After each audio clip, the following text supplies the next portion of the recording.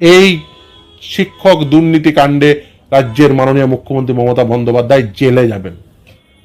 100 বার মামলা করব এবং মামলা করে উনি যাতে জেলে যান তার সুবন্দোবস্ত করব। যে পার্থ চট্টোপাধ্যায় বাড়িতে যখন এজেন্সি ঢুকেছে, এই তৃণমূল কংগ্রেস সাংবাদিক সম্মেলন করে কি বলেছিল যে পার্থদার যদি কিছু হয় তাহলে আমরা বুঝে নেব।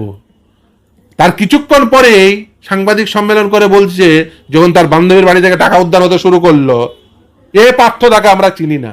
আবার এখন বলছেন যে এই পার্থ চট্টোপাধ্যায় অ্যারেস্ট হলে অন্য আরেকজন কেন অ্যারেস্ট হবে না। তাহলে এখন পার্থ চট্টোপাধ্যায়ের পাশে দাঁড়াচ্ছেন। জয় বাংলাতেই থাকুন, জয় ভারতবর্ষে থাকুন, কিন্তু চুরির জয় করে ফেলবেন না। 10 লক্ষ চাকরি তৈরি করুন, কিন্তু 10 লাখের চাকরি বিক্রি করবেন না। ওনার যদি বিবেক থাকতো তাহলে যোগ্য ছেলে মেয়েদের এতদিন ধরে রাস্তায় বসে থাকতো না, থাকতে হতো না।